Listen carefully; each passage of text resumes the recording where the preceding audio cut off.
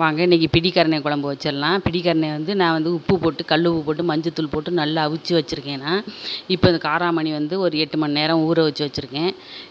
இப்போ இது வந்து ஒரு எலுமிச்சம்பழம் சைஸு புளி எடுத்து கரைச்சி குழம்பு மசாலா தூள் ஒரு 5 ஸ்பூனும், மிளகாத்தூள் ஒரு 3 ஸ்பூனும், உப்பு கல் உப்பு போட்டு கரைச்சி வச்சுருக்கேன். குழம்பு கூட்டி வச்சுருக்கேன். இப்போ நல்லெண்ணெய் ஊற்றிக்கணும்.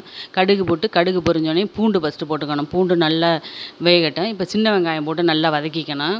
வதக்கிக்கிட்டு இப்போ தக்காளி போட்டுக்கணும். ஒரு தக்காளி பெரிய தக்காளி அதனால் 1 போட்டிருக்கேன். அங்கிட்டு பீட்ரூட் பொரியல் ரெடி ஆகிட்டு இருக்குது. பெருங்காயம் போட்டுக்கணும். போட்டுக்கிட்டு இந்த பிடிக்கரணை வந்து ஒரு 100 கிராமுக்கு எடுத்துக்கங்க, ரொம்ப வேணாம்.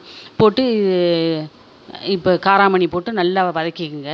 இப்போ இதை அவிச்சு வச்சது ஆறினோனையும் எடுத்து உரிச்சுக்கோங்க. உரிச்சிட்டு நல்ல பெரிய பெரிய கட்டமாக கட் பண்ணிக்கணும்.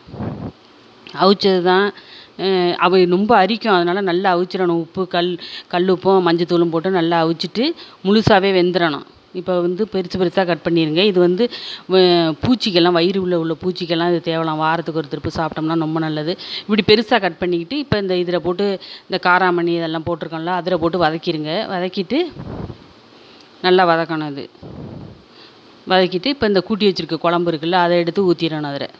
அதிலே எல்லாம் போட்டிருக்கு, உப்பெல்லாம் போட்டிருக்கு, கல் உப்பெல்லாம் போட்டு கொஞ்சம் தண்ணி கலக்கி ஊற்றிடுங்க.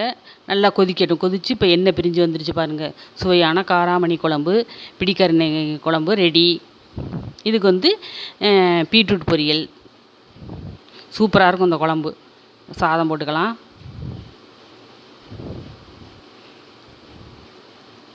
பீட்ரூட் பொரியல் வச்சுக்கலாம். இப்போ பிடிக்கரணை குழம்பு ஊற்றிக்கலாம். சூப்பராக இருக்கும். வாங்க சாப்பிட்லாம். பாருங்கள் எப்படி கலர்ஃபுல்லாக இருக்குது. இந்த காராமணி சாப்பிட்றதுக்கும் ரொம்ப டேஸ்ட்டாக இருக்கும்.